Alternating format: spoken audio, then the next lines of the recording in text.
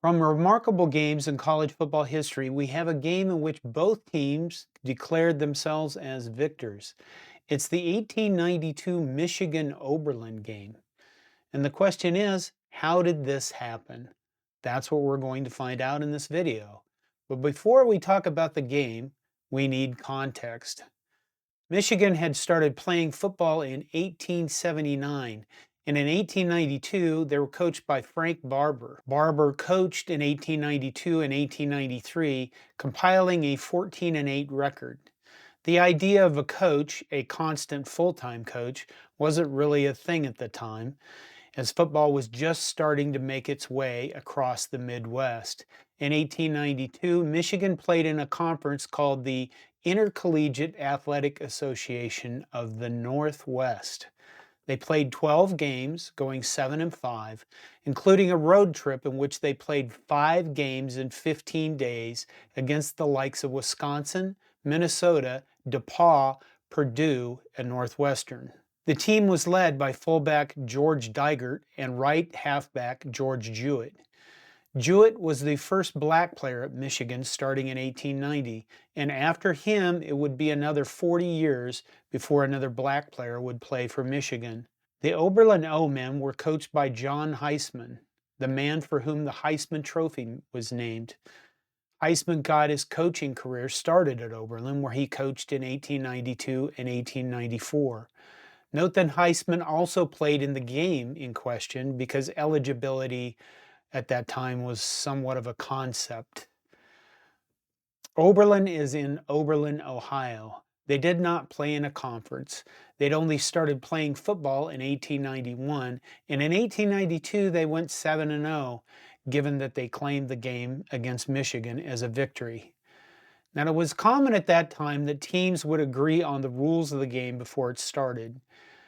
They'd agree, for example, on how long they would play, and they would typically agree on who the officials were. There were 2 officials for the 1892 Michigan Oberlin game: referee Henry Insworth, an Oberlin man, and umpire Horace Greeley Prettyman of Michigan.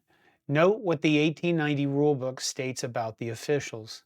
The umpire is the judge for the players, and his decision is final regarding fouls and unfair tactics. The referee is judge for the ball, and his decision is final in all points not covered by the umpire. The referee shall use a stopwatch in timing the game. Now, the gist of what happens in this game is this. The 2 teams played a fairly even game until halftime, which Michigan led 22-18. In the second half, there was an agreement that they would play so long just to make sure that Oberlin could still make the last train of the day. And this is where the dispute comes in. In the second half, Michigan started with the ball and fumbled. Oberlin recovered, then took the ball later and ran 103 yards to the Michigan 5-yard line, where the runner was tackled by Jewett. 2 plays later, Oberlin scored and kicked a field goal to make a 24-22 lead. Michigan gets the ball back. They run 2 plays. Then referee Insworth called time, ending the game. The Oberlin team says the game is over. They need to go back to their hotel and then catch the last train of the day. They basically leave the field. From Michigan's perspective, the game was not over. Michigan refused to accept that time had been called. The umpire, Prettyman of Michigan, remember, handed the ball to Jewett, who literally walked the ball over the goal line for a Michigan touchdown. When the time was called, Oberlin led 24-22. After that, Michigan scored unopposed to make it 26-24. There's not really a dispute about whether or not Michigan took the ball and walked across the goal line for a go-ahead touchdown. The dispute was whether or not the game should have been called at the time it was. Oberlin to this day claims a 24-22 victory, and Michigan claims a 26-24 victory. Now we'll see how both sides view what happened from their perspectives. For the U of M Daily, the Michigan student newspaper, on November 21st, 1892, there are 2 separate articles. One labeled The Oberlin Game, and it contains the following. After playing a strong game Saturday afternoon, Oberlin neutralized the good impression that they had made by leaving the field several minutes before time was up. Michigan had the ball about 20 yards up Oberlin's territory, and as reported in our news columns, were playing a rapid and brilliant game to recover the lead before time was called. Then Mr. Ainsworth called time. Jewett carried the ball over the line, making the score 26-24. All remonstrances with Captain Williams and manager Hagan avail nothing. A Harvard man in the audience said to manager Hogan, Oberlin would be everlastingly disgraced among reputable rugby teams if she persisted. Mr. Hogan bluffed him off. In the other article, labeled A Good Victory, Michigan defeated Oberlin Saturday 26-24, we see a full recap of the game, which includes the following. Great regret has been expressed at the manner in which the game closed. Henry Ainsworth, an Oberlin substitute, lost all tab of the time and called the game at 14 minutes to 5, while the captain of each team had agreed to play until 10 minutes of that hour. Timekeeper Spangler also verifies this. Captain Williams called his men off the field, and they immediately got into a bus and were driven to their hotel. All expostulations with the Oberlin captain and manager were of no avail. Umpire Prettyman had the time and says that Mr. Ainsworth did not take out a 4-minute wait during the latter part of the half when one of the players was recovering from injury. And toward the end, the article states, Hart was finally forced over the line for Oberlin's 4th touchdown and goal was kicked. Oberlin 24, Michigan 22. Michigan's ball. Freund made 3 to the right and Jewett 8 to the left, the men playing hard and fast to regain the lead. Before the men could line up again, referee Ainsworth called time and Oberlin ran off the field so quickly that it almost seemed prearranged. Jewett walked over Oberlin's line with the ball for Michigan's 5th touchdown, making the score 26-24 in Michigan's favor. He did not try at goal. So there the Michigan side states clearly their player just walked down the field with the ball, apparently with the Oberlin team not on the field. The Oberlin Review is the Oberlin student newspaper. On November 23, 1892, they include a full recap of the game, and that includes the following. The first half ends with Ann Arbor in the lead, 22-18. After an intermission of 15 minutes, the game was called with an agreement between both captains to stop at 4:50 to enable Oberlin to catch the train. And later in the article, Ann Arbor claims with the most unblushing effrontery to have won the game 26-24 on the ground that our fellows stopped 4 minutes before time was up. They made a touchdown during this time with not a soul to oppose them. The utter falseness of this claim is evident to everyone.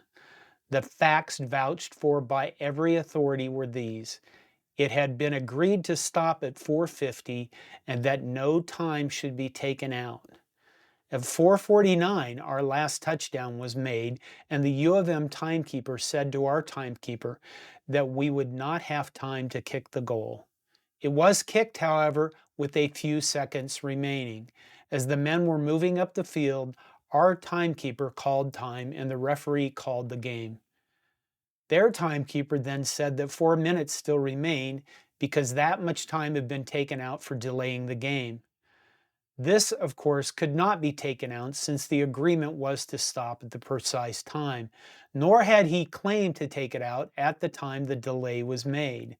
The inconsistency of their timekeeper was something astounding, but it is hard for the Ann Arbor men to acknowledge defeat, and they catch at the thinnest of thin straws for safety. So the U of M Daily responds on November 28, 1892. In regards to the communication concerning the Oberlin game, we have nothing to say except on the point of time. All objections about slugging and referees' mistaken judgments seem babyish to say the least. Without any reference at all to the 4 minutes lost, the game stopped at 14 minutes to 5, which in itself was sufficient to lose Oberlin the game. Mr. Spangler's statement bears this out in every particular, as does also that of umpire Prettyman. Spangler and Prettyman are both Michigan men. Then, of course, Oberlin has to respond again, published on November 30th, 1892. Their response includes the following. Since our report of the Oberlin-Ann Arbor game, we have had the opportunity to see what the U of M daily editor said about it. What they thought is another question and is not published. Of course, the U of M claims everything as usual.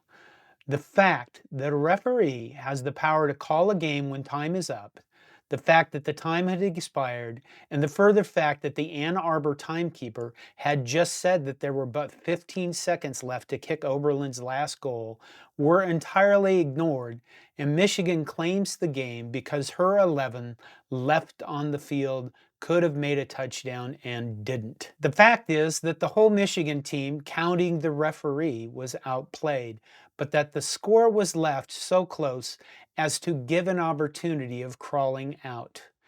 And crawl it was, with Jewett carrying a hypothetical ball over a hypothetical goal line. If Ann Arbor had not had to play Cornell, who surprised her in great shape, we might probably hear of Jewett vibrating till this day from the center to the goal line and running the score into the millions. For if you could score once after the game is called, you can score a million times, and magnanimously refusing to kick a field goal. Here is the only instance where Ann Arbor failed to take all she could get. Probably Prettyman had left the field, or those 2 points would have never been wasted. There was a lot of snark in the article about Prettyman's unwillingness to call penalties on Michigan, but I've taken it out in the interest of time on this video because you always have to make decisions about what goes in or what goes out. I am working on building a website where I can include more information that gets cut from some of these videos in the interest of time.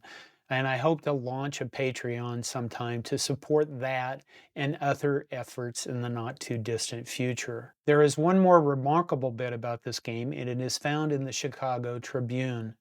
From November 20, 1892, we see that Michigan's left tackle Doc Pearson was ejected from the game for slugging referee Insworth.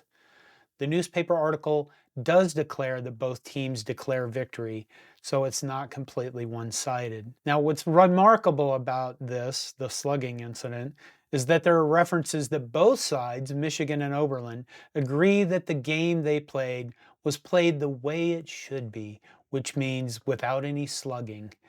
I guess they didn't include the officials being slugged in that. You have to admit, it's pretty amusing that after the Oberlin team left the field, the umpire, a Michigan man, handed the ball to Jewett, one of their players, who then just walks down the field and walks across the goal line, and Michigan declares themselves victors.